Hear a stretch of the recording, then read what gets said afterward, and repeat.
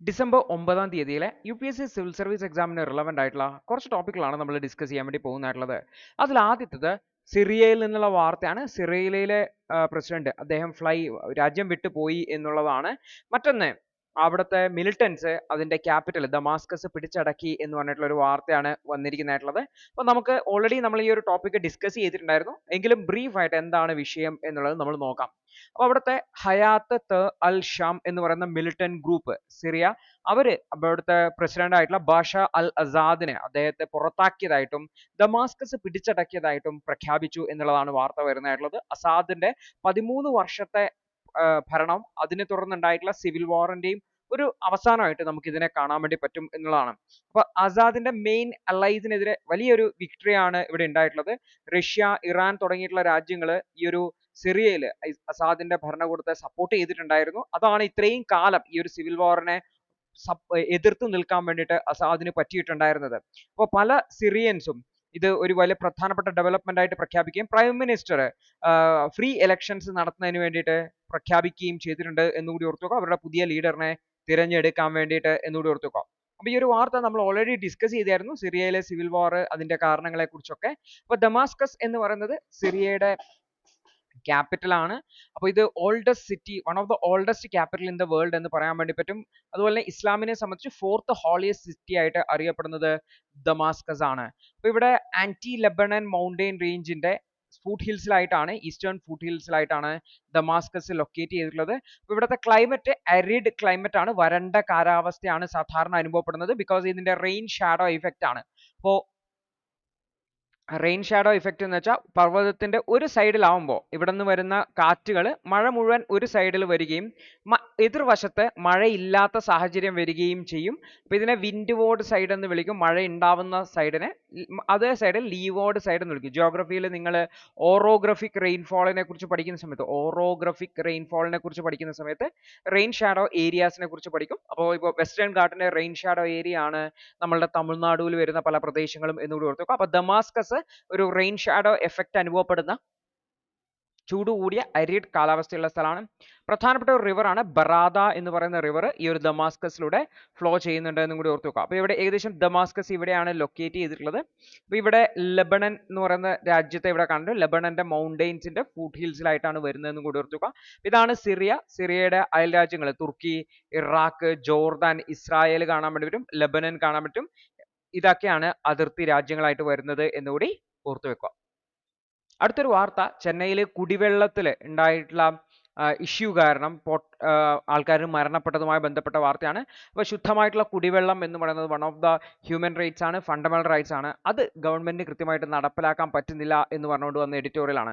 3 ആൾക്കാരാണ് ചെന്നൈയിൽ കഴിഞ്ഞ ആഴ്ച ഈ ഒരു പൈപ്പ്ഡ് വാട്ടറിൽ അല്ലെങ്കിൽ കുടിവെള്ളത്തിൽ കണ്ടാമിനേഷൻ ഉണ്ടായിട്ട് പല്ലാവാരം എന്ന് പറയുന്ന പ്രദേശത്ത് മരണപ്പെട്ടിട്ടുണ്ടായിരുന്നത്. 34ഓളം ആൾക്കാർ ഡയേറിയ പോലുള്ള അസുഖങ്ങൾ കാരണം ആശുപത്രിയിൽ അഡ്മിറ്റ് ചെയ്തിട്ടുണ്ട്. അപ്പോൾ സ്റ്റേറ്റിലെ മിനിസ്റ്റർ അവിടുത്തെ ജനങ്ങൾക്ക് തീരെ വൃത്തിയില്ല, ഹൈജീനിക് അല്ല, അതുകൊണ്ടാണ് ഇത്തരത്തിലൊരു ഇഷ്യൂ ഉണ്ടായത് എന്നുള്ള രീതിയിലാണ് പറഞ്ഞിട്ടുള്ളത്. പക്ഷേ എന്തുകൊണ്ട് വാട്ടറിൽ കണ്ടാമിനേഷൻ ഉണ്ടായി എന്നുള്ളതിനെ സംബന്ധിച്ച് കൃത്യമായിട്ടുള്ള ഇൻവെസ്റ്റിഗേഷൻ നടക്കേണ്ടതായിട്ട് ലബോറട്ടറി റിപ്പോർട്ടുകൾ ഇതുവരെ പുറത്തേക്ക് വന്നിട്ടില്ല. പക്ഷേ ഈ ഒരു വിഷയം ഹൈലൈറ്റ് ചെയ്യുന്നത് കുടിവെള്ളം എല്ലാ ആൾക്കാരിലേക്കും എത്തിക്കുന്നുണ്ട് എന്ന് പറയുന്ന പദ്ധതികളുണ്ട്. ഇത്തരത്തിൽ കുടിവെള്ളം എത്തിക്കുന്ന സമയത്ത് അത് കണ്ടാമിനേറ്റഡ് അല്ല എന്ന് ഉറപ്പുവരുത്തുക എന്നുള്ളതാണ്. അപ്പോൾ ശുദ്ധമായിട്ടുള്ള കുടിവെള്ളം എല്ലാ സ്ഥലത്തേക്കും എത്തിക്കുന്നതിന് ആവശ്യമായിട്ടുള്ള സ്റ്റെപ്പുകൾ എടുക്കണം. ഇത് ആദ്യമായിട്ടല്ല ഇങ്ങനെ ഒരു ഇഷ്യൂ റിപ്പോർട്ട് ആവുന്നത്. ബംഗളൂരുവിലും കൊച്ചിയിലും നോയിഡയിലും വിജയനഗരത്തിലും ഒക്കെ കഴിഞ്ഞ കുറേ മാസങ്ങളിൽ ഇത്തരത്തിലുള്ള ഈക്കോളി തുടങ്ങിയിട്ടുള്ള ബാക്ടീരിയയുടെ പ്രസൻസ് വെള്ളത്തിലുണ്ടായിരുന്നു. ഇത് ആരോഗ്യ പ്രശ്നങ്ങൾ ഉണ്ടാക്കുന്നതാണെന്ന് ഓർത്തുക. റാപ്പിഡ് ആയിട്ടുള്ള urbanization ഓവർ ക്രൗഡിങ് ഒക്കെ തന്നെ വെള്ളത്തിന്റെ മേലെ, വാട്ടറിന്റെ മേലെയും ഡ്രെയിനേജ് ഇൻഫ്രാസ്ട്രക്ചറിന്റെ മേലെയൊക്കെ വലിയ സ്ട്രെസ്ഫുൾ ആയിട്ടുള്ള സിറ്റുവേഷൻ ഉണ്ടാക്കുന്നുണ്ട്. ഇപ്പോൾ ഗവൺമെന്റ് ഈ ഒരു പ്രശ്നത്തെ അഡ്രസ് ചെയ്യാൻ വേണ്ടി ശ്രമിക്കുന്നുണ്ടെങ്കിൽ പോലും വളരെ റാപ്പിഡ് ആയിട്ടാണ് urbanization നടക്കുന്നത്. ആ ഒരു പേസിനനുസരിച്ച് കൃത്യമായിട്ടുള്ള ഡ്രെയിനേജ് ഫെസിലിറ്റീസ് ബിൽഡ് ചെയ്യുന്നതിന് വേണ്ടിയോ അല്ലെങ്കിൽ ശുദ്ധജലം കൃത്യമായിട്ട് എത്തിക്കുന്നതിന് വേണ്ടി പറ്റുന്നില്ല എന്നുള്ളതാണ്. ഇപ്പോൾ മിനിസ്ട്രി ഓഫ് ജലശക്തിയുടെ ഡാറ്റയിൽ തന്നെ നമ്മുടെ രാജ്യത്ത് കുടിവെള്ളം സപ്ലൈ ചെയ്യുന്നത് അൾസനിക് കണ്ടന്റ്, ഹെവി മെറ്റൽ അൾസനിക്കിന്റെ കണ്ടന്റും അതുപോലെ ഫ്ലൂറൈഡ് കണ്ടാമിനേഷൻ ഒക്കെ ഉണ്ട്. ഇത് ഹൺഡ്രഡ്സ് ഓഫ് ഡിസ്ട്രിക്ട്സിൽ ഇന്ത്യയെ ബാധിക്കുന്നുണ്ട് എന്നാണ് മിനിസ്ട്രി ഓഫ് ജലശക്തിയുടെ വെബ്സൈറ്റിൽ പറയുന്നതായിട്ടുള്ളത്. അപ്പോൾ ഓരോ വർഷവും ലോകത്ത് തന്നെ ലക്ഷക്കണക്കിന് ആൾക്കാരാണ് ശുദ്ധമായിട്ടുള്ള കുടിവെള്ളം കിട്ടാതെ അല്ലെങ്കിൽ അൺസേഫ് ആയിട്ടുള്ള കുടിവെള്ളം കിട്ടിയിട്ട് മരണപ്പെടുന്നത് നോക്കുക. അതുകൊണ്ട് തന്നെ യുണൈറ്റഡ് നാഷൻസ് ഒരു one of the human rights മനുഷ്യാവകാശമായിട്ടാണ് സേഫ് വാട്ടർ ആൻഡ് സാനിറ്റേഷനെ കരുതുന്നതെന്ന് കൂടി ഓർത്തുക. അപ്പോൾ ഇതിനിടയിൽ chemical pollution, ground water pollution തുടങ്ങിയുള്ള പല പല പൊല്യൂഷൻസ് കാരണം ഈ ഒരു കുടിവെള്ളം മലിനമായുള്ള കുടിവെള്ളമാണ് ലഭിക്കുന്നത് എന്നുള്ള ഒരു പ്രശ്നമുണ്ട്. സോ ഇതിനെ അഡ്രസ്സ് ചെയ്യുക എന്നുള്ളത് വളരെ ക്രിട്ടിക്കൽ ആയിട്ടുള്ള ഒരു ഇഷ്യൂ ആണെന്ന് ഓർത്തുക. പബ്ലിക് ഹെൽത്തിനെ സംബന്ധിച്ച് പറയുമ്പോൾ വളരെ ഇമ്പോർട്ടന്റ് ആയിട്ടുള്ള ഒരു സംഭവമാണ്. അതായത് ശുദ്ധമായിട്ടുള്ള പ്യുവർ ആയിട്ടുള്ള ഡ്രിങ്കിങ് വാട്ടറിന്റെ അവൈലബിലിറ്റി എന്നുള്ളത് ഓർത്തുക. അത് ഉറപ്പുവരുത്താൻ ശ്രമിക്കേണ്ടതായിട്ടുണ്ട്. അപ്പോൾ ഇൻഫ്രാസ്ട്രക്ചർ അർബനൈസേഷനുമായി ബന്ധപ്പെട്ട ഇഷ്യൂസിനെ കുറിച്ച് പറയുമ്പോൾ നിങ്ങൾക്ക് ഈ ഒരു ഡ്രിങ്കിങ് വാട്ടർ ഇഷ്യൂസിനെ കുറിച്ചും ഈ തമിഴ്നാടുവിൽ നടന്ന മരണത്തെക്കുറിച്ചൊക്കെ ഹൈലൈറ്റ് ചെയ്യാവുന്നതാണ് എന്നുകൂടി ഓർത്തുക. അടുത്തൊരു വാർത്ത എക്കണോമിക് ഗ്രോത്തും അതേപോലെ തന്നെ എൻവയോൺമെന്റൽ ഇമ്പാക്റ്റും സംബന്ധിച്ചുള്ള ഒരു ഡിസ്കഷൻ ആണ്. പ്രത്യേകിച്ച് ഗ്രീൻ ഹൗസ് ഗ്യാസ് എമിഷൻസ് അതിനെ കുറക്കാൻ ശ്രമിക്കുമ്പോൾ അതെങ്ങനെയാണ് എക്കണോമിക് ഗ്രോത്തിനെ ബാധിക്കുന്നതെന്നൊക്കെയാണ് ഈ ഒരു ആർട്ടിക്കിളിൽ പറയുന്നതായിട്ടുള്ളത്. അപ്പോൾ നമ്മൾ നോക്കിക്കഴിഞ്ഞാൽ ഈ ഒരു എക്കണോമിക് ഗ്രോത്തും അതുപോലെ തന്നെ എൻവയോൺമെന്റൽ ഡാമേജും എന്ന് പറഞ്ഞു കഴിഞ്ഞാൽ, അതായത് എക്കണോമിക് ഗ്രോത്ത് ഉണ്ടാകുന്ന സമയത്ത് നമ്മൾ കൂടുതൽ പ്രൊഡക്ഷൻ ശ്രമിക്കും. കൂടുതൽ പ്രൊഡക്ഷൻ എന്ന് പറഞ്ഞാൽ കൂടുതൽ എനർജി കൺസംഷൻ ആണ്. കൂടുതൽ എനർജി കൺസംഷൻ എന്ന് പറഞ്ഞാൽ കൂടുതൽ എമിഷൻ ആണെന്ന് പറയാൻ വേണ്ടി വരും. അപ്പോൾ ഇവ തമ്മിലുള്ള ആ ബന്ധത്തെ ഡീകപ്പിൾ ചെയ്യുക എന്നുള്ളത്, അതായത് ഇത് കുറക്കുക എന്ന് പറയുന്നത് വെച്ചാൽ പ്രധാനമായിട്ടും ഗ്രീൻ ഹൗസ് ഗ്യാസ് എമിഷൻ കുറക്കുക എന്നുള്ളതാണ്. ആബ്സല്യൂട്ട് ആയിട്ട് ഡീകപ്പിൾ ചെയ്യുക, അതായത് കംപ്ലീറ്റ് ആയിട്ട് എൻവയോൺമെന്റൽ ഡാമേജ് കുറക്കുക എക്കണോമിക് ഗ്രോത്ത് ഉണ്ടാകുമ്പോൾ എന്ന് പറയുന്നത് അത് ഓൾമോസ്റ്റ് നമുക്ക് ഇമ്പോസിബിൾ ആണെന്ന് പറയാൻ വേണ്ടി പറ്റും. പക്ഷേ ഇതാണ് വളരെ ഐഡിയൽ ആയിട്ടുള്ള ഒരു സസ്റ്റൈനബിൾ ഡെവലപ്മെന്റ്. അതായത് രാജ്യത്ത് എക്കണോമിക് ഗ്രോത്ത് ഉണ്ടാകുന്നുണ്ട്, പക്ഷെ അത് എൻവയോൺമെന്റൽ ഡാമേജ് ഉണ്ടാക്കുന്നില്ല എന്നുള്ളത്. നമുക്ക് ചെയ്യാൻ പറ്റുന്ന കാര്യം എന്ന് വെച്ചാൽ റിലേറ്റീവ് ആയിട്ടുള്ള ഡീകപ്ലിംഗ് ഉണ്ടാക്കുക എന്നുള്ളതാണ്. അതായത് ജി ഡി പി വർദ്ധിക്കുന്നുണ്ട്, എമിഷൻസും ഉണ്ടാവുന്നുണ്ട്. പക്ഷെ ജി ഡി പി എമിഷൻസിനെക്കാട്ടി വളരെയധികം വർദ്ധിക്കുന്നുണ്ട്. അതായത് എക്കണോമിക് ഗ്രോത്ത് ഉണ്ടാവുന്നത് എമിഷനേക്കാൾ വളരെ കൂടിയ പേസിലാണ്. അപ്പൊ ഇതിന്റെ അർത്ഥം എന്ന് വെച്ച് കഴിഞ്ഞാൽ നമ്മുടെ രാജ്യത്ത് പ്രോഗ്രസ് ഉണ്ട്, പക്ഷെ എൻവയോൺമെന്റൽ ഹാം അത് വളരെ മിനിമൽ ആയിട്ട് നമുക്ക് കുറക്കാൻ പറ്റിയിട്ടുണ്ടെന്നാണ്. മറിച്ച് പൂർണ്ണമായിട്ടും എൻവയോൺമെന്റൽ ഡാമേജ് ഇല്ലാത്ത ഒരു എക്കണോമിക് ഗ്രോത്ത് എന്ന് പറയുന്നത് അത് ഓൾമോസ്റ്റ് ഐഡിയൽ സിറ്റുവേഷൻ ആണ്. കാരണം നമുക്ക് എക്കണോമിക് ഗ്രോത്ത് ഉണ്ടാവണമെന്നുണ്ടെങ്കിൽ എന്തായാലും നമ്മൾ കുറച്ച് എനർജി യൂസ് ചെയ്യേണ്ടി വരും. അതെന്തായാലും എമിഷൻസ് ഉണ്ടാക്കും, അതെന്തായാലും എൻവയോൺമെന്റൽ ഡാമേജ് ഉണ്ടാക്കും. പക്ഷേ എക്കണോമിക് ഗ്രോത്ത് വളരെ കൂടുതലും എമിഷൻ വളരെ കുറയും ചെയ്യുന്ന ഒരു സാഹചര്യത്തിലേക്കാണ് പോകേണ്ടതായിട്ടുള്ളത്. അപ്പോൾ ഇന്ത്യയുടെ എക്കണോമിക് സർവേ തന്നെ ഇന്ത്യക്ക് ഈ ഒരു റിലേറ്റീവ് ഡീകപ്ലിങ്ങിനെ കുറിച്ചിട്ട് മെൻഷൻ ചെയ്യുന്നുണ്ട്. G D P growth 7% annual growth റേറ്റിൽ പോകണം എന്ന് പറയുന്നുണ്ട്. 2005 മുതൽ 19 വരെ അത് കിട്ടിയിട്ടുണ്ടായിരുന്നു. ഗ്രീൻ ഹൗസ് ഗ്യാസ് എമിഷൻ 4% മാത്രമാണ്, ഓരോ വർഷവും 4% വെച്ച് മാത്രമാണ് വർദ്ധിക്കുന്നതായിട്ടുള്ളത്. പക്ഷേ ജി ഡി പി 7% വെച്ച് വർദ്ധിക്കുന്നുണ്ട്. അതായത് ഇത് റിലേറ്റീവ് ഡീകപ്ലിംഗ് ആണ്. കാരണം ജി ഡി പി ഗ്രോത്ത് 7% ഉണ്ടായിട്ടുണ്ട്, പക്ഷേ ഗ്രീൻ ഹൗസ് ഗ്യാസ് എമിഷൻ 4% മാത്രമേ ഉള്ളൂ എന്ന് കൂടി ഓർത്ത് വെക്കേണ്ടത്. അപ്പോൾ ഈ ഒരു സർവേ കൃത്യമായിട്ട് ഇത് അബ്സല്യൂട്ട് ഡീകപ്ലിംഗ് ആണോ റിലേറ്റീവ് ഡീകപ്ലിംഗിനെ ആണോ ഇത് ഉദ്ദേശിക്കുന്നതെന്നൊന്നും പറഞ്ഞിട്ടില്ല. പക്ഷേ ഈ ഒരു ഡീകപ്ലിംഗ് നമുക്ക് കാണാൻ വേണ്ടി പറ്റുന്നുണ്ട് എന്നുള്ളതാണ്. 1990 മുതൽ ഇന്ത്യയുടെ ജി ഡി പി 6 മടങ്ങ് വർദ്ധിച്ചിട്ടുണ്ട്, പക്ഷേ എമിഷൻസ് ട്രിപ്പിൾ ചെയ്തിട്ട് മാത്രമേ ഉള്ളൂ. അതായത് നമ്മുടെ എക്കണോമിയിൽ ആ ഒരു റിലേറ്റീവ് ഡീകപ്ലിംഗ് നടക്കുന്നുണ്ട് എന്നുള്ളതാണ് ഇതിന്റെ ഇമ്പോർട്ടന്റ് ആയിട്ടുള്ള കാര്യം. പ്രത്യേകിച്ചും അഗ്രികൾച്ചറിലും മാനുഫാക്ചറിംഗ് സെക്ടറിലും ഒക്കെ ഈ ഒരു ഡീകപ്ലിംഗ് നടക്കുന്നു എന്ന് നമുക്ക് പറയാൻ വേണ്ടി പറ്റും എന്നുള്ളതാണ്. പക്ഷേ ആബ്സല്യൂട്ട് ഡീകപ്ലിംഗ് എന്ന് പറയുന്നതാണ് ഐഡിയൽ ആയിട്ടുള്ള സിറ്റുവേഷൻ എന്ന് പറയുന്നത്. എക്കണോമിക് ഗ്രോത്ത് ഉണ്ടാവുന്നുണ്ട്, പക്ഷേ എന്തുണ്ടാവുന്നില്ല, എമിഷൻസ് ഉണ്ടാവുന്നില്ല. ഇത് ഐഡിയൽ ആണ്, റിമെയിൻ ഐഡിയൽ ഗോളാണ്. ബട്ട് ഇറ്റ് ഈസ് ചാലഞ്ചിങ് ആണ്. അത് അച്ചീവ് ചെയ്യുക എന്ന് പറഞ്ഞു കഴിഞ്ഞാൽ നമ്മൾ കംപ്ലീറ്റ്ലി റിന്യൂവബിൾ എനർജിയിലേക്കൊക്കെ മാറേണ്ടി വരും. അപ്പോൾ ഇന്ത്യയെ പോലെ ഡെവലപ്പിംഗ് ആയിട്ടുള്ള കൺട്രീസിനെ ഈ ഒരു കംപ്ലീറ്റ് ഡീകപ്ലിംഗ് എന്ന് പറയുന്നത് അല്ലെങ്കിൽ അബ്സല്യൂട്ട് ഡീകപ്ലിംഗ് എന്ന് പറയുന്നത് കറന്റ് സ്റ്റേജിലെ പ്രാക്ടിക്കൽ അല്ല എന്ന് കൂടി ഓർത്ത് വെക്കേണ്ടതാണ്. അപ്പോൾ എമിഷൻസ് ഉണ്ടാവുക എന്നുള്ളത് നോർമൽ ആണ്. എക്കണോമിക് ഗ്രോ ചെയ്യുന്ന സമയത്ത് എമിഷൻസ് ഉണ്ടാവും. പക്ഷേ അബ്സല്യൂട്ട് ഡീകപ്ലിംഗിലേക്ക് ഫോക്കസ് ചെയ്യുകയാണെങ്കിൽ അത് എക്കണോമിക് ഗ്രോത്തിനെ കാര്യമായിട്ട് ബാധിക്കും എന്ന് ഓർത്തുക. അപ്പോൾ റിലേറ്റീവ് കപ്ലിംഗ് എന്ന് പറയുന്നത് തന്നെ ഇന്ത്യയുടെ ഭാഗത്തു നിന്നുള്ള ഒരു പോസിറ്റീവ് സ്റ്റെപ്പ് ആണെന്നാണ് പറയുന്നത്. അപ്പോൾ ഇതൊരു ലോങ് ടേം ക്ലൈമറ്റ് കമ്മിറ്റ്മെന്റിലേക്ക് നമ്മൾ ഓൺ ട്രാക്ക് ആണ് എന്നുള്ളത് കാണിക്കാൻ നമുക്ക് ഈ ഒരു റിലേറ്റീവ് ഡീകപ്ലിംഗുമായി ബന്ധപ്പെട്ട ഡാറ്റ സഫീഷ്യന്റ് ആണ്. അപ്പോൾ ഇന്ത്യ എമിഷൻസ് കുറക്കാൻ വേണ്ടി ശ്രമിക്കുന്നുണ്ട്. അതുപോലെ തന്നെ അബ്സല്യൂട്ട് ഡീകപ്ലിംഗിലേക്ക് മെല്ലെ മെല്ലെ എത്തുന്നുണ്ട് എന്ന് നമുക്ക് പറയാൻ വേണ്ടി പറ്റും. അപ്പോൾ സസ്റ്റൈനബിൾ ഗ്രോത്ത് എന്ന് പറയുന്ന ഐഡിയ വളരെ വളരെ ക്രിട്ടിക്കൽ ആണ്. അപ്പോൾ അബ്സല്യൂട്ട് ഡീകപ്ലിംഗിലേക്ക് എത്തുന്നതിന് വേണ്ടിയിട്ടുള്ള എഫേർട്ട്, റിന്യൂവബിൾ എനർജിയിലേക്ക് കൂടുതൽ ഫോക്കസ് ചെയ്യുക, എമിഷൻ കുറക്കുന്നതിന് വേണ്ടി ആവശ്യമായിട്ടുള്ള സ്റ്റെപ്പുകൾ എടുക്കുക, സസ്റ്റൈനബിൾ ഡെവലപ്മെന്റിൽ ഫോക്കസ് ചെയ്ത് പോവുക. അതിന് വേണ്ടിയിട്ടുള്ള കൃത്യമായിട്ടുള്ള പോളിസി മേക്കിംഗ് എടുക്കേണ്ടതായിട്ട്, കൃത്യമായിട്ട് എക്കണോമിക് ഗ്രോത്ത് ഉറപ്പുവരുത്തിക്കൊണ്ട് എൻവയോൺമെന്റിനെ പ്രിസർവ് ചെയ്തുകൊണ്ട് ഒരു പ്രോസ്പർ ആയിട്ടുള്ള സസ്റ്റൈനബിൾ ഫ്യൂച്ചർ ഇന്ത്യയിൽ കൊണ്ടുവരുന്നതിന് വേണ്ടിയിട്ട് ശ്രമിക്കേണ്ടതാണ് തുക. അപ്പോൾ എന്താണ് ഈ ഒരു ഡീകപ്ലിംഗ്, അതുപോലെ തന്നെ എന്താണ് അബ്സല്യൂട്ട് കപ്ലിംഗ്, എന്താണ് റിലേറ്റീവ് കപ്ലിംഗ് എന്ന് ആശയം മനസ്സിലാക്കാൻ വേണ്ടി ശ്രമിക്കുക. എക്കണോമിക് ഗ്രോത്തുമായി ബന്ധപ്പെട്ട് അല്ലെങ്കിൽ സസ്റ്റൈനബിൾ ഡെവലപ്മെന്റുമായി ബന്ധപ്പെട്ട് അല്ലെങ്കിൽ ഈ ഒരു ക്ലൈമറ്റ് ചേഞ്ചിനെതിരെ ഇന്ത്യയുടെ ആ ഒരു പ്രോഗ്രസിനെ കാണിക്കാൻ വേണ്ടിയിട്ട് നമുക്ക് ഈ ഒരു റിലേറ്റീവ് ഡീകപ്ലിംഗുമായി ബന്ധപ്പെട്ട ഡാറ്റ യൂസ് ചെയ്യാൻ വേണ്ടി പറ്റുന്നതാണ്. അടുത്തൊരു വാർത്ത ഇന്ത്യയുടെ സ്കില്ലിംഗ് ഇനീഷ്യേറ്റീവ്സുമായി ബന്ധപ്പെട്ടാണ്. ഇന്ത്യയിൽ സ്കില്ലിംഗ് ഇനീഷ്യേറ്റീവ്സ് ഒരുപാട് ഉണ്ടെങ്കിൽ പോലും അതിന് കൃത്യമായിട്ടുള്ള ഒരു സക്സസ്ഫുൾ മാതൃകയിലേക്ക് എത്തുന്നില്ല എന്നുള്ളതാണ് ഓതേഴ്സ് ഇവിടെ ഹൈലൈറ്റ് ചെയ്യുന്നിട്ടുള്ളത്. അതിനെ ഒരു പുതിയ മെത്തേഡ് കൊണ്ടുവരണം, ഗെയിമിഫിക്കേഷൻ പോലുള്ള മെത്തേഡുകൾ കൊണ്ടുവരണം എന്നാണ് ഓതർ ഹൈലൈറ്റ് ചെയ്യുന്നുള്ളത്. എക്കണോമിക് സർവേ 2023-24 തന്നെ ഇന്ത്യയിൽ ഏകദേശം 78.5 non farm jobs annually create ചെയ്യപ്പെടേണ്ടതായിട്ട് 2030 കൂടിയിട്ട് ഇന്ത്യയുടെ വർക്ക് ഫോഴ്സിന്റെ ഗ്രോത്തുമായിട്ട് മാച്ച് ചെയ്യാനെന്ന് പറയുന്നുണ്ട്. അപ്പം നമ്മൾ നോക്കിക്കഴിഞ്ഞാൽ 21% യൂത്തുകൾ മാത്രമാണ് ഇന്ത്യയിൽ വൊക്കേഷണൽ ട്രെയിനിങ് കിട്ടുന്നുള്ളത്. 15 വയസ്സിനും 29 വയസ്സിനും ഇടയിൽ 21% ആൾക്കാർക്ക് മാത്രമാണ് വൊക്കേഷണൽ ട്രെയിനിങ് കിട്ടുന്നത്. അതിൽ തന്നെ 4.4% മാത്രമാണ് ഫോർമൽ ആയിട്ടുള്ള ട്രെയിനിങ് നൽകുന്നത്. അതിൽ തന്നെ ഇന്ത്യയിൽ നമ്മൾ നോക്കിക്കഴിഞ്ഞാൽ മൊത്തം ഗ്രാജുവേറ്റ്സിന്റെ 51% മാത്രം ആൾക്കാർ മാത്രമാണ് എംപ്ലോയബിൾ ആയിട്ടുള്ളത്.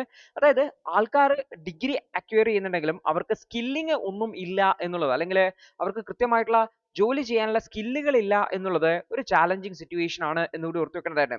അപ്പോൾ ആക്ച്വലി ഇൻഡസ്ട്രി 4.0 എന്ന് പറയുന്നത് നമ്മൾ ആർട്ടിഫിഷ്യൽ ഇന്റലിജൻസ്, മോഡേൺ ടെക്നോളജീസ് ഒക്കെ ഉപയോഗിച്ചുള്ള ഇൻഡസ്ട്രിയൽ ചേഞ്ച് ആണ്. അപ്പോൾ നമ്മൾ നോക്കിക്കഴിഞ്ഞാൽ 2025 കൂടിയിട്ട് 2 മാനുഫാക്ചേഴ്സ് എങ്കിലും ഈ ഒരു ഡിജിറ്റൽ ടെക് അല്ലെങ്കിൽ ഇൻഡസ്ട്രി 4.0 തുടങ്ങിയിട്ടുള്ള സ്റ്റേജുകളിലേക്ക് കടക്കും. അപ്പോൾ കൂടുതൽ ആൾക്കാർ അഡ്വാൻസ്ഡ് ആയിട്ടുള്ള ടെക്നോളജീസ് ആയ artificial intelligence, robotics, big data തുടങ്ങിയിട്ടുള്ള ആധുനിക ടെക്നോളജീസിലെ എക്സ്പേർട്സ് ആയിട്ടുള്ള സ്കിൽഡ് ആയിട്ടുള്ള ആൾക്കാരെ ആവശ്യമുണ്ട് എന്ന് ഓർക്കുക. ഇന്ത്യയിൽ 1.5% എഞ്ചിനീയേഴ്സിന് മാത്രമാണ് ന്യൂ ഏജ് ജോബിൽ സ്കിൽസ് ഉള്ളതായിട്ടുള്ളത്. നമ്മുടെ 60% MSME വർക്ക് ഫോഴ്സിനും കാര്യമായിട്ടുള്ള ഡിജിറ്റൽ സ്കില്ലുകൾ ഒന്നുമില്ല എന്ന് കൂടി ഓർത്ത് വെക്കാം. അപ്പൊ ഗവൺമെന്റ് ഇവരെ മെച്ചപ്പെടുന്നതിന് വേണ്ടി സമർത്ഥ് ഉദ്യോഗ് ഭാരത് 4.0, അതായത് ഗവൺമെന്റിന്റെ ഇനീഷ്യേറ്റീവ് ആണ് ഇൻഡസ്ട്രി 4.0 വേണ്ടിയിട്ട് നമ്മുടെ വർക്കേഴ്സിനെ അപ്സ്കിൽ ചെയ്യുക എന്നുള്ളത്, സമർത്ഥ് ഉദ്യോഗ് ഭാരത് 4.0. അപ്പൊ ഇത്തരത്തിലുള്ള ഇനീഷ്യേറ്റീവ്സ് കൊണ്ടുവന്നിട്ടുണ്ട് എന്നുണ്ടെങ്കിൽ പോലും അത് സക്സസ്ഫുൾ ആയിട്ട് ഇംപ്ലിമെന്റ് ചെയ്യപ്പെടുന്നില്ല എന്നുള്ളതാണ്. അപ്പൊ ഇതിന് ആൾക്കാരെ ഈ ഒരു ട്രെയിനിങ് ചെയ്യുന്നതിന് വേണ്ടി ഇന്നവേറ്റീവ് ആയിട്ടുള്ള ട്രെയിനിങ് അപ്രോച്ചുകൾ കൊണ്ടുവരണം എന്നാണ് ഇവിടെ ഓതേഴ്സ് ഹൈലൈറ്റ് ചെയ്യുന്നത്. അതായത് ഗെയിം എലമെന്റുകൾ കൊണ്ടുവരിക, അതായത് ട്രെയിനിങ്ങിനെ കുറെ കൂടി ഇന്ററാക്റ്റീവ് ആയി മാറുക, കുറച്ചുകൂടി ഫണ്ണായി നോളജ് റിട്ടൻഷൻ കീപ്പ് ചെയ്യാൻ പറ്റുന്ന രീതിയിലേക്ക് ശ്രമിക്കുക എന്നുള്ളതാണ്. അപ്പോൾ ഓൺലൈനായിട്ട് വെർച്വൽ എൻവയോൺമെന്റുകളിൽ ഹാൻഡ്സ് ഓൺ എക്സ്പീരിയൻസ് നൽകുന്ന രീതിയിൽ ട്രെയിനീസിനെ പ്രാക്ടീസ് ചെയ്യുക, real field skills practically available ആക്കുക എന്നുള്ളതാണ്. അപ്പോൾ സിംഗപ്പൂരും ജർമ്മനിയും പോലുള്ള രാജ്യങ്ങൾ അവരുടെ ഗെയിമിഫൈഡ് ആയിട്ടുള്ള സിമുലേഷൻ കൊണ്ടുവരികയും അവരുടെ എഡ്യൂക്കേഷനിലും വൊക്കേഷണൽ ട്രെയിനിങ് സിസ്റ്റത്തിലൊക്കെ ഇത്തരത്തിലുള്ള ഗെയിമിഫൈഡ് ആയിട്ടുള്ള കണ്ടന്റുകൾ, സിമുലേഷൻ കൊണ്ടുവന്നിട്ടുണ്ട്.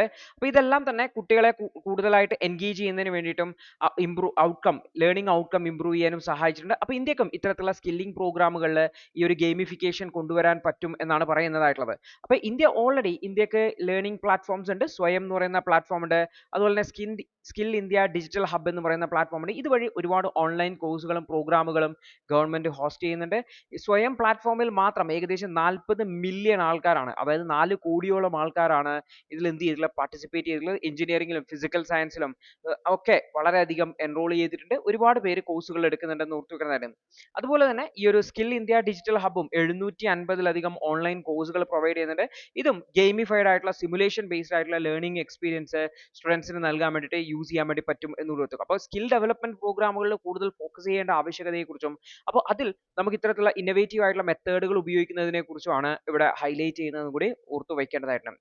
അടുത്തൊരു വാർത്ത, റീസെന്റ് ആയിട്ട് സൈക്ലോൺ ഫെഞ്ചൽ ഉണ്ടായ സമയത്ത് സത്തനാർ ഡാമില് അതിൽ വെള്ളം 95% നിറയുകയും അതൊരു ഡാം തുറന്നപ്പോൾ ഫ്ലഡിന് കാരണമാവുകയും ചെയ്തിട്ടുണ്ടായിരുന്നു. ഈ ഒരു വാർത്തയാണ് ഇവിടെ വന്നിട്ടുള്ളത്. അപ്പൊ നമുക്ക് നോക്കാം എവിടെയാണ് സത്തനൂർ ഡാം, അത് ഏത് റിവറിലാണ്, എന്താണ് അവിടെ സംഭവിച്ചത് എന്നുള്ളത്. അപ്പൊ സൈക്ലോൺ ഫെഞ്ചൽ ഉണ്ടായപ്പോൾ അത് ലാൻഡ്ഫോൾ തമിഴ്നാട്, ആന്ധ്രാപ്രദേശ് പ്രദേശങ്ങളിൽ ഉണ്ടായ സമയത്ത് വലിയ മഴ പെയ്യുകയും അത് സത്തനൂർ ഡാം, തമിഴ്നാടുവിലെ സത്തനൂർ ഡാമിൽ വെള്ളം നിറയുന്ന സാഹചര്യത്തിലേക്ക് ഉണ്ടായി. അപ്പോൾ ഡാം നിറയുന്ന സാഹചര്യം വന്നപ്പോൾ അത് ഫ്ലഡഡ് ആയി, അത് തുറക്കുകയും അത് അടുത്തുള്ള ഗ്രാമങ്ങളെ, ഡൗൺ സ്ട്രീമിലുള്ള ഗ്രാമങ്ങളിലെ വെള്ളപ്പൊക്കത്തിന് കാരണമാവുകയും ചെയ്തിട്ടുണ്ടായിരുന്നു. അപ്പോൾ കാര്യമായിട്ടുള്ള നോട്ടീസുകൾ ഇല്ലാതെ, പ്രയർ നോട്ടീസ് ഇല്ലാതെ വളരെ പെട്ടെന്ന് ഡാം തുറന്നതിലുള്ള വലിയ പ്രതിഷേധവും മറ്റുമൊക്കെ അവിടെ ഉണ്ടായിട്ടുണ്ട് എന്ന് കൂടി ഓർത്ത് വെക്കുക. അപ്പോൾ ഈ ഒരു സത്തന്നൂർ ഡാം എന്ന് പറയുന്നത് ഈ ഒരു തിരുവണ്ണാമലൈ എന്ന് പറയുന്ന ഡിസ്ട്രിക്റ്റിലെ തമിഴ്നാട്ടിലെ പെന്നയ്യാർ എന്ന് പറയുന്ന റിവറിലാണ് ലൊക്കേറ്റ് ചെയ്യുന്നത്. റിവർ ഓർത്ത് വെക്കുക, പെന്നയ്യാർ എന്ന് പറയുന്നത്. ഇപ്പോൾ ഇറിഗേഷനും ഡ്രിങ്കിങ് വാട്ടറിനും ഇലക്ട്രിസിറ്റി ജനറേഷനും ഒക്കെ ആയിട്ടാണ് ഈ ഡാം യൂസ് ചെയ്യുന്നതായിട്ടുള്ളത്. അപ്പോൾ തമിഴ്നാടുവിലെ മേട്ടൂർ, അതുപോലെ തന്നെ ഭവാനി സാഗർ തുടങ്ങിയിട്ടുള്ള ഡാമുകൾ കഴിഞ്ഞു കഴിഞ്ഞാൽ തേർഡ് ലാർജസ്റ്റ് ഡാം ആണെന്ന് പറയാൻ വേണ്ടി പറ്റും. അപ്പോൾ 1953 ഈ ഒരു സത്തനൂർ ഡാം പ്രൊജക്ട് സ്റ്റാർട്ട് ചെയ്തത്. ആദ്യത്തെ 5 ഇയർ പ്ലാനിന്റെ ഭാഗമായിട്ട് ഈ ഒരു പ്രൊജക്ട് ചെയ്തതാണെന്ന് ഓർത്ത് വെക്കുന്നത്. സെക്കൻഡ് 5 ഇയർ പ്ലാനിന്റെ കാലഘട്ടത്തിൽ തന്നെ ഇത് നിർമ്മാണം പൂർത്തിയാക്കി 1958 മുതൽ ഓപ്പറേറ്റ് ചെയ്യാൻ വേണ്ടി തുടങ്ങിയ ഒരു ഡാം ആണെന്ന് ഓർത്ത് വെക്കുക. അപ്പോൾ സത്തനൂർ ഡാം തമിഴ്നാടുവിലെ പെന്നയ്യാർ എന്ന് പറയുന്ന റിവറിലാണെന്ന് കാര്യം ഓർത്ത് വെക്കാന്ന് വെച്ചാൽ സൈക്ലോൺ ഫെഞ്ചലിന്റെ സമയത്ത് ഫ്ലഡിങ് ഉണ്ടായിട്ടുണ്ട് എന്നുള്ളതാണ്. അടുത്തൊരു വാർത്ത എന്ന് വെച്ചാൽ ഓസ്ട്രിയയിൽ നിന്നുള്ള വാർത്തയാണ്. ഓസ്ട്രിയയിൽ പുതിയ ഗവൺമെന്റ് ഫോം ചെയ്യുന്നതുമായി ബന്ധപ്പെട്ട ഇലക്ഷൻസ് നടന്നിട്ടുണ്ടായിരുന്നു. അപ്പോൾ അതുമായി ബന്ധപ്പെട്ടുള്ള ഒരു വാർത്തയാണ് വന്നിരിക്കുന്നത്. അപ്പോൾ നമുക്ക് നോക്കാം എന്താണ് ഈ ഓസ്ട്രിയയിൽ നിന്നുള്ള വാർത്ത എന്നുള്ളത്. അപ്പോൾ ഓസ്ട്രിയൻ ചാൻസലർ പാർട്ടി OVP എന്ന് പറയും. അവര് വിയന്നയിൽ നടന്ന ഇലക്ഷൻ കൊയലേഷൻ ഗവൺമെന്റ് ഫോം ചെയ്യാൻ വേണ്ടി പോവാണ്. അപ്പോൾ സെപ്റ്റംബർ 29 നടക്കുന്ന ഇലക്ഷനിൽ ഒരു കൊയലേഷൻ ഗവൺമെന്റിലേക്കാണ് അടുക്കുന്നത് എന്നാണ് പറയുന്നതായിട്ടുള്ളത്. അപ്പോൾ അതിന്റെ ഓപ്പോസിറ്റ് പാർട്ടി ആയിട്ടുള്ള ഫാർ റൈറ്റ് ഫ്രീഡം പാർട്ടി എന്ന് പറയുന്നവർക്ക് കാര്യമായിട്ടുള്ള മെജോറിറ്റി കിട്ടുന്നില്ല. അപ്പോൾ മെയിൻ സ്ട്രീം പാർട്ടീസ് എല്ലാം തന്നെ ഒരു ഗവൺമെന്റ് ഫോം ചെയ്യാൻ വേണ്ടിയിട്ട് FPOയുടെ കൂടെ ജോയിൻ ചെയ്തിട്ട് ഗവൺമെന്റ് ഫോം ചെയ്യാൻ താല്പര്യം കാരണം അവരുടെ കോൺട്രവേഴ്സ്യൽ ആയിട്ടുള്ള പോളിസി കാരണം എന്നാണ് പറയുന്നതായിട്ടുള്ളത്. അപ്പോൾ ഈ ഒരു ഓസ്ട്രിയ എന്നുള്ള ഒരു പൊളിറ്റിക്കൽ ആയിട്ടുള്ള വാർത്തയാണ്. ഓസ്ട്രിയ വാർത്തയിലുണ്ട്. ഓസ്ട്രിയ എവിടെയാണെന്ന് നമുക്ക് നോക്കാം. ഓസ്ട്രിയ എന്ന് പറയുന്നത് നമ്മൾ നോക്കി കഴിഞ്ഞാൽ യൂറോപ്പിലുള്ള ഒരു ലാൻഡ് ലോക്ക്ഡ് ആയിട്ടുള്ള കൺട്രിയാണ്. ചെറിയൊരു കൺട്രിയാണ്. സെൻട്രൽ യൂറോപ്പിലാണ്. ഈസ്റ്റേൺ ആൽപ്സിന്റെ ഈസ്റ്റേൺ സൈഡിലായിട്ടാണ് വരുന്നത്. ആൽപ്സ് യൂറോപ്പിലാണെന്ന് ഓർത്ത് വെക്കുക. 2024 പ്രിലിംസിൽ ആൽപ്സിന്റെ പേരുണ്ടായിരുന്നു ജോഗ്രഫിയിലെ ക്വസ്റ്റ്യനിൽ. അപ്പോൾ ഇതിന്റെ ക്യാപിറ്റൽ ആണ് വിയന്ന. വിയന്ന വളരെ ഫേമസ് ആയിട്ടുള്ള സിറ്റിയാണ്. അപ്പോൾ നമ്മൾ നോക്കി കഴിഞ്ഞാൽ ഡാന്യൂബ് റിവറിന്റെ സൈഡിലായിട്ടുള്ള വൺ ഓഫ് ദ പോപ്പുലർ സിറ്റിയാണ് വിയന്ന എന്ന് പറയുന്നത്. ഒപെക്കിന്റെ ഓയിൽ പ്രൊഡ്യൂസിങ് ആൻഡ് എക്സ്പോർട്ടിംഗ് കൺട്രീസിന്റെ ഹെഡ് ക്വാർട്ടേഴ്സ് ആയിട്ടുള്ള ഒപെക്കിന്റെ ഹെഡ് ക്വാർട്ടേഴ്സ് വിയന്നയിലാണ്. അതുപോലെ തന്നെ UN-ന്റെ വൺ ഓഫ് ദ ഹെഡ് ക്വാർട്ടേഴ്സും വിയന്നയിലാണ് ലൊക്കേറ്റ് ചെയ്തിരിക്കുന്നത് ഓർത്ത് വെക്കാം. അപ്പോൾ ഇതൊരു ലാൻഡ് ലോക്ക്ഡ് കൺട്രി ആണെന്ന് പറഞ്ഞു. ഒരു സൈഡിൽ ജർമ്മനി, ഒരു സൈഡിൽ ചെക്ക് റിപ്പബ്ലിക്, ഒരു സൈഡിൽ Slovakia, Hungary, Slovenia, Italy, Switzerland, Liechtenstein തുടങ്ങിയിട്ടുള്ള രാജ്യങ്ങളാണ് ചുറ്റുമുള്ളത്. നമ്മൾ നോക്കിക്കഴിഞ്ഞാൽ ഇതാണ് ഓസ്ട്രിയ. ഓസ്ട്രിയ ലാൻഡ് ലോക്ക്ഡ് കൺട്രിയാണ്. അടുത്ത് വാട്ടർ ബോഡീസ് ഒന്നുമില്ല. ക്യാപിറ്റൽ വിയന്നയാണ്. ചെക്ക് റിപ്പബ്ലിക് ആണ്, Slovakia, Hungary, Slovenia, Italy, Switzerland, Germany ഇതൊക്കെയാണ് അയൽ രാജ്യങ്ങളായിട്ടുള്ളത് എന്ന് കൂടി ഓർത്തു വെക്കേണ്ടതായിട്ട് ഉണ്ട്. അപ്പോൾ സെൻട്രൽ യൂറോപ്പിലുള്ള ആൽപ്സിന്റെ സൈഡിലായിട്ടുള്ള ഒരു രാജ്യമാണ് ഓസ്ട്രിയ എന്നുള്ള കാര്യം ഓർത്തു വെക്കാൻ വേണ്ടി ശ്രമിക്കുക. അടുത്തൊരു വാർത്ത എന്ന് വെച്ചാൽ വലിയ വലിയ ബിഗ് ടെക് കമ്പനികൾ ആൾക്കാരെ ലേ ഓഫ് ചെയ്യുന്നുണ്ട്. പ്രത്യേകിച്ചും ആർട്ടിഫിഷ്യൽ ഇന്റലിജൻസിലേക്ക് കൂടുതൽ ഫോക്കസ് ചെയ്യുകയും ആർട്ടിഫിഷ്യൽ ഇന്റലിജൻസ് ഉപയോഗിച്ചുകൊണ്ട് എഫിഷ്യൻസി ഇംപ്രൂവ് ചെയ്യുന്നതിന്റെയും ഭാഗമായിട്ടാണ് ഈ ഒരു ലേ ഓഫുകൾ നടക്കുന്നത് എന്നുള്ള രീതിയിലാണ് വാർത്തകൾ വരുന്നത്. അപ്പോൾ ഇത് അനലൈസ് ചെയ്തുകൊണ്ട് വന്നിട്ടുള്ളതാണ്. അപ്പോൾ എന്താണ് ഈ ഒരു വലിയ വലിയ ടെക് കമ്പനീസ് ആൾക്കാരെ ഇങ്ങനെ ലേ ഓഫ് ചെയ്യാൻ കാരണം എന്നുള്ളതാണ് നമ്മൾ നോക്കാൻ പറ്റുന്നത്. അപ്പോൾ വലിയ വലിയ ബിഗ് ടെക് കമ്പനീസ് ആയിട്ടുള്ള ഗൂഗിൾ, ആമസോൺ, മൈക്രോസോഫ്റ്റ്, മെറ്റ തുടങ്ങിയവ ആൾക്കാരുടെ കട്ടിംഗ് ജോബ്സ് ആണ്. ആർട്ടിഫിഷ്യൽ ഇന്റലിജൻസും അതുപോലെ കോസ്റ്റ് പ്രഷേഴ്സും കാരണമായിട്ടാണ് ഇവർ ഇങ്ങനെ ചെയ്യുന്നത് എന്നാണ് പറയുന്നത്. അപ്പോൾ ആർട്ടിഫിഷ്യൽ ഇന്റലിജൻസ് എന്ന് പറയുന്നത് ഇന്ന് ബിസിനസ് ഓപ്പറേഷനിലെ റീഷേപ്പ് ചെയ്യുകയാണ്. അതിന്റെ ഭാഗമായിട്ട് ഒരുപാട് ആൾക്കാരെ ജോലിയിൽ നിന്നും പിരിച്ചുവിടുന്നുണ്ട്. എന്താ സംബന്ധിച്ചാൽ നേരത്തെ ഒരുപാട് ആൾക്കാരെ ഹയർ ചെയ്തിട്ടുണ്ടായിരുന്നു. ഇന്ന് ആ ഒരു പല കാര്യങ്ങളും ആർട്ടിഫിഷ്യൽ ഇന്റലിജൻസ് ഉപയോഗിച്ചുകൊണ്ട് ചെയ്യാൻ വേണ്ടി പറ്റും. അതുവഴി എഫിഷ്യൻസി ഇംപ്രൂവ് ചെയ്യാൻ വേണ്ടി പറ്റും. രണ്ടാമത്തെ കാര്യം എന്ന് വെച്ചാൽ കൂടുതൽ ഇൻവെസ്റ്റ്മെന്റ് ആർട്ടിഫിഷ്യൽ ഇന്റലിജൻസിലേക്ക് നടത്തുന്നത് കൊണ്ട് ആർട്ടിഫിഷ്യൽ ഇന്റലിജൻസിലേക്ക് നടത്തുന്നതുകൊണ്ട് അതുവഴി ഈ ഒരു ആർട്ടിഫിഷ്യൽ ഇന്റലിജൻസിൽ കൂടുതൽ ഫോക്കസ് ചെയ്യുന്നതിന് ഫണ്ട് കൂടുതൽ അങ്ങോട്ട് അലോക്കേറ്റ് ചെയ്യുന്നുണ്ട്. സാലറി കോസ്റ്റ് കുറക്കുന്നതിന് വേണ്ടിയിട്ടാണ് ചെയ്യുന്നത്. അപ്പോൾ big time firms capital expenditures increase ചെയ്യുന്നുണ്ട്. പ്രത്യേകിച്ചും ആർട്ടിഫിഷ്യൽ ഇന്റലിജൻസ് മേഖലയിൽ ഇൻഫ്രാസ്ട്രക്ചർ ഡെവലപ്മെന്റിന്. അതുവഴി അവരുടെ കയ്യിലുള്ള ക്യാഷ് ക്രഞ്ച് കാരണം, ക്യാഷ് ടൈറ്റ്നസ് കാരണം അവരെന്ത് ചെയ്യാണ്, ഈ ഒരു സാലറി കുറക്കുന്നതിന് വേണ്ടിയിട്ട് ഹയറിങ് ഇമ്പോർട്ടൻസ് കൊടുക്കുന്നില്ല. അതുപോലെ തന്നെ ആർട്ടിഫിഷ്യൽ ഇന്റലിജൻസ് എക്സ്പേർട്സുകളെയാണ് ഹയർ ചെയ്യുന്നതിന് അവർ പ്രിഫറൻസ് കൊടുക്കുന്നതായിട്ടുള്ളത്. അപ്പോൾ ആർട്ടിഫിഷ്യൽ ഇന്റലിജൻസ് ഓപ്പറേറ്റ് ചെയ്യാൻ പറ്റുന്ന, അത് ഉപയോഗിച്ച് വർക്ക് ചെയ്യാൻ പറ്റുന്ന എക്സ്പേർട്സുകളെ കൂടുതൽ ഹയർ ചെയ്യുന്നതിന് വേണ്ടിയിട്ടും നോർമൽ ആയിട്ടുള്ള എംപ്ലോയീസിനെ ഒഴിവാക്കുകയാണ് ചെയ്യുന്നതായിട്ടുള്ളത്. അപ്പോൾ മൈക്രോസോഫ്റ്റ്, മെറ്റ, ആമസോൺ തുടങ്ങിയിട്ടുള്ള പല സ്ഥാപനങ്ങളും ഈ ഒരു ആർട്ടിഫിഷ്യൽ ഇന്റലിജൻസ് ഇൻഫ്രാസ്ട്രക്ചറിൽ ഹൈ കോസ്റ്റ് ആണ് ഇൻവെസ്റ്റ്മെന്റിന് വേണ്ടതായിട്ടുള്ളത്. അതുകൊണ്ട് തന്നെ അവരുടെ ബഡ്ജറ്റ് ടൈറ്റ് ആയി മാറുകയും അവരെന്ത് ചെയ്യാണ്, മറ്റ് ജോബുകളിലുള്ള ആൾക്കാരെ റിലീസ് ചെയ്യാണ്. അപ്പോൾ ഈ കമ്പനികളുടെ ഇൻവെസ്റ്റ് ചെയ്യുന്ന ഇൻവെസ്റ്റേഴ്സും കമ്പനികളെ ആർട്ടിഫിഷ്യൽ ഇന്റലിജൻസിൽ കൂടുതൽ ഫോക്കസ് ചെയ്യുന്നതിന് വേണ്ടിയിട്ട് ആവശ്യപ്പെടുന്നുണ്ട്. അപ്പോൾ ഇമ്മീഡിയറ്റ് ആയിട്ടുള്ള റിട്ടേൺ കിട്ടുന്നില്ല എന്നുണ്ടെങ്കിൽ പോലും ഹൈ എക്സ്പെൻഡിച്ചേഴ്സ് കീപ്പ് ചെയ്യാണ് വരുന്നത്. അപ്പോൾ ഇന്റൽ എന്ന് പറയുന്നത് ആർട്ടിഫിഷ്യൽ ഇന്റലിജൻസ് എൻഹാൻസ്മെന്റിൽ, അഡ്വാൻസ്മെന്റിൽ കുറച്ച് പിറകിലായിട്ടുള്ളതാണ്. അവരും ഈ ഒരു ലേ ഓഫ്സ് പ്രഖ്യാപിച്ചിട്ടുണ്ട്. ഇന്റൽ എന്ന് പറഞ്ഞു കഴിഞ്ഞാൽ നമ്മുടെ കമ്പ്യൂട്ടറിന്റെ ഒക്കെ ചിപ്പുകൾ ഉണ്ടാക്കുന്ന i3, i5 എന്നൊക്കെ പറയുന്ന പ്രോസസ്സറുകൾ ഉണ്ടാക്കുന്ന കമ്പനിയാണ് ഇന്റൽ എന്ന് പറയുന്ന കമ്പനി. അവരും ഇതുപോലെ ലേ ഓഫ് പ്രഖ്യാപിച്ചിട്ടുണ്ട്. റീസ്ട്രക്ചർ ചെയ്യാണ്, കുറച്ചുകൂടി ആർട്ടിഫിഷ്യൽ ഇന്റലിജൻസിലേക്ക് ഫോക്കസ് ചെയ്യാൻ വേണ്ടി പറ്റിയിട്ട് എന്ന് കൂടി ഓർത്തുക. അപ്പോൾ ലേ ഓഫ് എന്ന് പറഞ്ഞു കഴിഞ്ഞാൽ വളരെ ഇമ്പോർട്ടൻ്റ് ആയിട്ടുള്ള ഒരു റെസ്പോൺസ് ആയിട്ട്, ലേബർ കോസ്റ്റ് കുറയ്ക്കുന്നതിന് ആവശ്യമായിട്ടുള്ള റെസ്പോൺസ് ആയിട്ടാണ് കാണുന്നത്. പ്രത്യേകിച്ചും ആർട്ടിഫിഷ്യൽ ഇന്റലിജൻസ് ബേസ്ഡ് ആയിട്ടുള്ള എഫിഷ്യൻസിയിലേക്ക് ഫോക്കസ് ചെയ്യാൻ വേണ്ടിയിട്ടാണ്. അപ്പോൾ കമ്പനീസ് അവരുടെ റിസോഴ്സ് അലോക്കേഷൻ റീഫോക്കസ് ചെയ്യാണ്, റീവാലുവേറ്റ് ചെയ്യാണ്. അതുവഴി അവർ ലോങ് ടേം കൺസ്യൂമർ ബെനിഫിറ്റ് ഉണ്ടാക്കുന്നതിന് വേണ്ടിയിട്ടും ഷെയർ ഹോൾഡർ ബെനിഫിറ്റ് ഉണ്ടാക്കുന്നതിന് വേണ്ടിയിട്ടും കോസ്റ്റ് റിഡക്ഷൻ, ചെലവുകൾ കുറക്കുന്നതിന് വേണ്ടിയിട്ടാണ് ശ്രമിക്കുന്നതെന്നും കൂടി ഓർത്തുവെക്കേണ്ടതുണ്ട്. അപ്പോൾ ആർട്ടിഫിഷ്യൽ ഇന്റലിജൻസ് ആൾക്കാരുടെ തൊഴിലുകൾ നഷ്ടപ്പെടുത്തും എന്ന് പറഞ്ഞത് ഇന്ന് യാഥാർത്ഥ്യമായി മാറുകയാണ് എന്നുള്ളത് കൂടി നിങ്ങൾ ഓർത്തു വെക്കേണ്ടതായിട്ടുണ്ട്. അടുത്തൊരു വാർത്ത ഇന്ത്യൻ സ്റ്റാർ ടോർട്ടോയ്സുമായി ബന്ധപ്പെട്ടാണ്. അപ്പോൾ ഇന്ത്യൻ സ്റ്റാർ ടോർട്ടോയ്സിനെ കുറിച്ചുള്ള സ്റ്റഡീസിൽ അതിനെ ഒരു എവിഡൻസ് ബേസ്ഡ് ആയിട്ടുള്ള കൺസർവേഷൻ എഫേർട്ടുകൾ കൊണ്ടുവരേണ്ടതായിട്ടുണ്ട് എന്നാണ് വാർത്തകൾ വരുന്നതായിട്ടുള്ളത്. അപ്പോൾ നമുക്ക് നോക്കാം എന്താണ് ഈ ഒരു എവിഡൻസ് ബേസ്ഡ് കൺസർവേഷൻ എന്ന് പറയുന്നത്. അപ്പോൾ റിസർച്ചുകൾ നടത്തുമ്പോൾ ഈ ഇന്ത്യൻ സ്റ്റാർ ടോർട്ടോയ്സിനെ രണ്ട് ജനറ്റിക്കലി ഡിസ്റ്റന്റുകളായിട്ടുള്ള ഗ്രൂപ്പുകൾ ഉണ്ടെന്നാണ് പറയുന്നത്. ഇന്ത്യൻ സ്റ്റാർ ടോർട്ടോയ്സ് എന്ന് പറയുന്ന ആമകൾക്ക് തന്നെ രണ്ട് ഗ്രൂപ്പുകളുണ്ട്. നോർത്ത് വെസ്റ്റിലുള്ള ഗ്രൂപ്പിന്റെ ജനറ്റിക് വെറൈറ്റിയും സൗത്ത് ഇന്ത്യയിലുള്ള ഗ്രൂപ്പിന്റെ വെറൈറ്റിയും വ്യത്യസ്തമാണ് എന്നാണ് പറയുന്നത്. അപ്പോൾ റിസർച്ചേഴ്സ് ഇതിന്റെ ടിഷ്യൂ സാമ്പിൾസ് കളക്ട് ചെയ്യുകയും ജനറ്റിക് ഡിഫറൻസുകൾ ഐഡന്റിഫൈ ചെയ്തിട്ടുണ്ട്.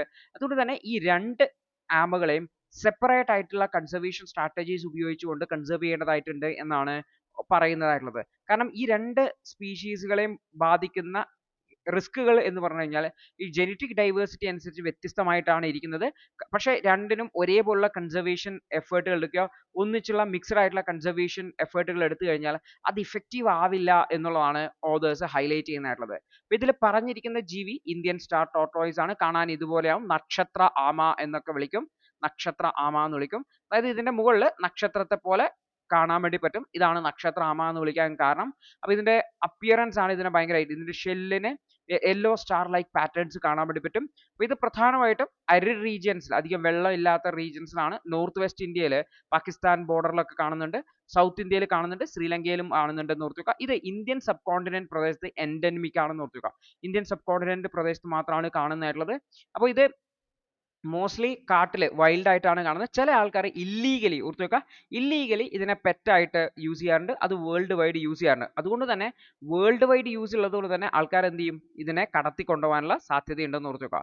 അപ്പോൾ sites, international convention on trade in endangered species and wild ഫോണ ആൻഡ് ഫ്ലോറയുടെ സൈറ്റ്സ് പ്രകാരം അപ്പൻഡിക്സ് 1 കാരണം ഇല്ലീഗലായിട്ട് കടത്തിക്കൊണ്ടുപോകുന്ന സാഹചര്യമുണ്ട്.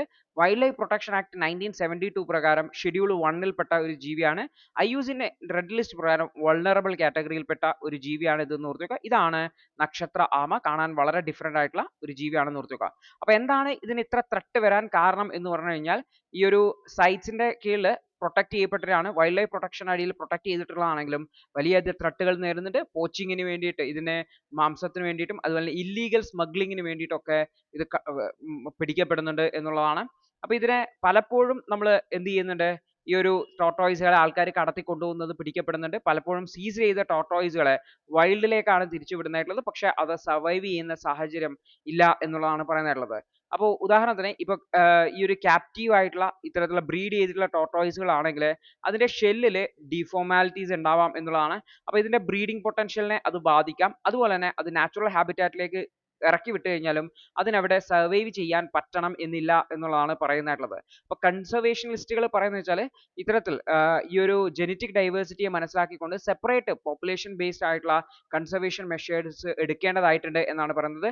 അതുപോലെ തന്നെ ഈ ഒരു സ്പീഷീസിന്റെ ലീഗൽ സ്റ്റാറ്റസ് സംബന്ധിച്ച്, ഇതിനെ പിടിച്ചു കഴിഞ്ഞാൽ അറസ്റ്റിലാവും, ജയിലിൽ പോകേണ്ടി വരും എന്നുള്ളതിനെ സംബന്ധിച്ച് ജനങ്ങൾക്കിടയിൽ വലിയൊരു പബ്ലിക് അവയർനെസ് ഉണ്ടാക്കേണ്ടതായിട്ടുണ്ട് എന്നും പറയുന്നുണ്ട്. കാരണം ഇതിനെ പെറ്റ്സ് ആയിട്ട് കീപ്പ് ചെയ്യുന്നത് ഇല്ലീഗൽ ആണ് എന്നുള്ള കാര്യം ആൾക്കാരെ അറിയിക്കേണ്ടതായിട്ടുണ്ട്. അപ്പോൾ ജനറ്റിക് ഡൈവേഴ്സിറ്റി അനുസരിച്ചുകൊണ്ടുള്ള കൺസർവേഷൻ സ്ട്രാറ്റജീസ് എടുക്കണമെന്നും അത്തരത്തിൽ മാത്രമേ ഇന്റർനാഷണൽ വൈൽഡ് ലൈഫ് പ്രൊട്ടക്ഷൻ ഓർഗനൈസേഷൻസിന്റെ സഹകരണത്തോടുകൂടി കൺസർവേഷൻ സ്ട്രാറ്റജീസ് എടുക്കണം എന്നുള്ളതാണ് ഇതിൽ കൺക്ലൂഡ് ചെയ്യുന്നതെന്നും കൂടി ഓർത്തു വെക്കേണ്ടതായിട്ട്. അടുത്തൊരു വാർത്ത ചൈനയുമായിട്ടുള്ള നെഗോഷിയേഷൻസ് കണ്ടിന്യൂ ചെയ്യണം എന്ന് പറഞ്ഞുകൊണ്ടാണ്. അപ്പോൾ ഇന്ത്യയും ചൈനയും തമ്മിലുള്ള ചർച്ചകൾ നടക്കുകയും ബ്രിക്സിന്റെ മുന്നായിട്ട് ചർച്ചകൾ നടക്കുകയും അതിർത്തിയിലുള്ള പ്രശ്നങ്ങളൊക്കെ ഓൾമോസ്റ്റ് പരിഹരിക്കാൻ ട്രൂപ്പുകൾ പിന്നോട്ട് പോവുകയൊക്കെ ചെയ്തിട്ടുണ്ടായിരുന്നു. പക്ഷേ ഇവിടെ ചർച്ച നിർത്താൻ പാടില്ല, വീണ്ടും ചൈനയുമായിട്ടുള്ള ചർച്ചകൾ നടത്തണം, പ്രശ്നങ്ങൾ കൂടുതൽ പരിഹരിക്കപ്പെടണം എന്നാണ് ഓദർ ഇവിടെ പറയുന്നതായിട്ടുള്ളത്. അപ്പോൾ ഇതുമായി ബന്ധപ്പെട്ടുള്ള ഇഷ്യൂസ് അല്ലെങ്കിൽ ആ ഒരു വിഷയങ്ങൾ ഡിസ്കസ് ചെയ്ത് മുന്നോട്ട് പോകണം എന്നാണ്, ചൈനയുമായിട്ടുള്ള ബന്ധം കീപ്പ് ചെയ്യണം എന്നാണ് ഓദർ പറയുന്നതായിട്ടുള്ളത്. ഓൾറെഡി നമ്മൾ ഈ ഒരു ടോപ്പിക് ഡിസ്കസ് ചെയ്തിട്ടുള്ളതായതുകൊണ്ട് വീണ്ടും ആവർത്തിക്കുന്നില്ല. അപ്പോൾ ഇത്രയും ടോപ്പിക്കുകളാണ് ഇന്നേ ദിവസം ഉള്ളത്. കൃത്യമായിട്ട് മനസ്സിലാക്കുക, കൃത്യമായിട്ട് റിവിഷൻ ചെയ്യുക. All the best.